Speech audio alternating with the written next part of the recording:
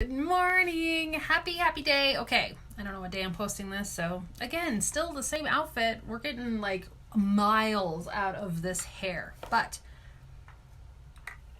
I wanted to come in today and I wanted to share a devotional. I'm going to share a few videos of devotionals now with you because I have some really good ones and I feel like sharing is caring, and the more we can help each other with just how to just be right now, the better. So this is from a devotional called Always Enough, Never Too Much. It is by Jess Connolly and Haley Morgan. I actually got this from Jess, who is in this space with us.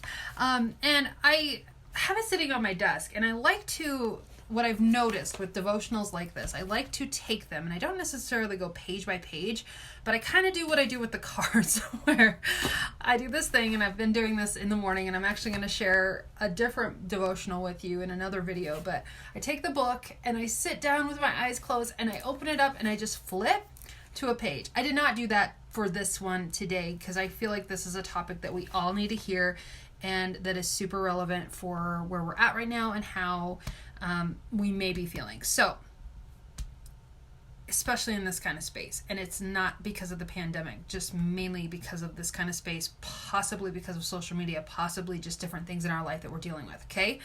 Follow me here. All right.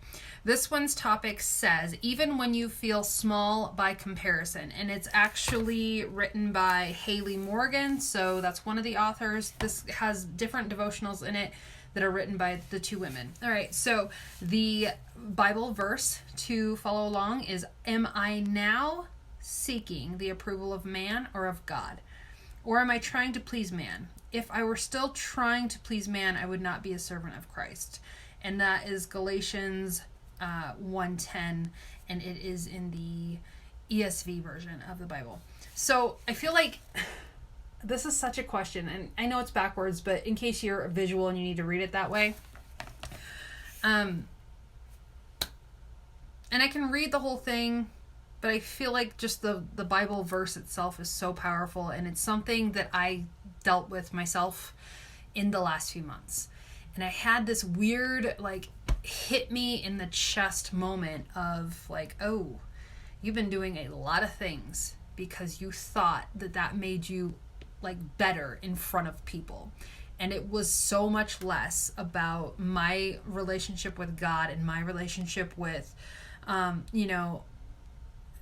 feel like there's this weird force field that sometimes happen where people think that if you are a believer that you have to be this perfect human that is always striving to never sin and to never do all these things. And it's just not realistic. And it's also really damaging to so much of our psyche when we think that we can try to perform in a way that's going to be so pleasing to God. God loves us regardless of how we perform. And the reason that Jesus came in the first place was to save all of us, right? And I'm not saying you need to be a sinner and go be crazy and do all the things, but I'm saying that we are forgiven simply through that belief in Jesus and the loving of others, right? It's simple. It is freaking simple. But this story of seeking approval of man over God there's been numerous verses in the Bible when I've sat and read, and a lot of what I've read is just the four Gospels. So Matthew, Mark, Luke, and John.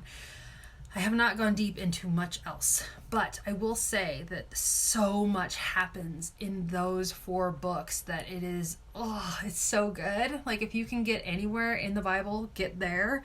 But this idea of, and I'm an Enneagram 3, so that needs to be laid out for anyone who understands that.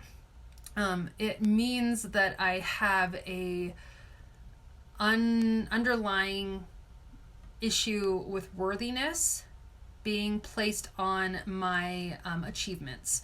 So my self-worth comes from achieving. And when I think of that in terms of my entire life, so much of what I have done has been in the form of trying to please people and not ever worried about like pleasing God. And I'm not saying like, you know, that if you've never thought about this, that you're an awful person or anything like that. It's not that. It's just such an eye-opener if you battle the same kind of disease as I have, which is a people-pleasing disease, which is a, you know, I'm going to achieve so that you love me more. I'm going to be a star so that you love me more. And like having that self-worth based on that is so damaging when we already are loved just because we are here.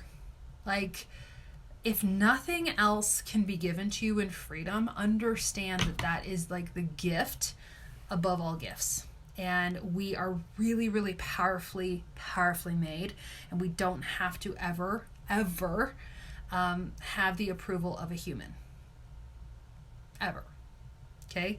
So, if you're feeling small by comparison, compared to somebody else within this space, compared to somebody else on social media, compared to somebody else that you work with or live with, or I don't know, whatever it is in your family, know that comparing to another man, another woman, is not the intention of God, and that it's always going to be the enemy that is giving you those thoughts. It's always going to be the enemy that is ruling that perception.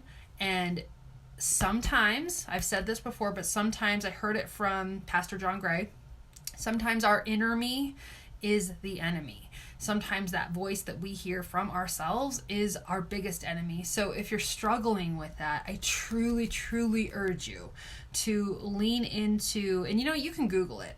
Google like Bible verses that deal with XYZ, whatever your topic is.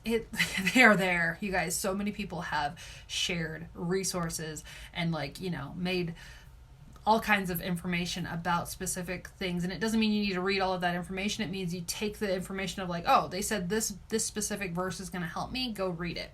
And then go read above it and go read below it and see what it is.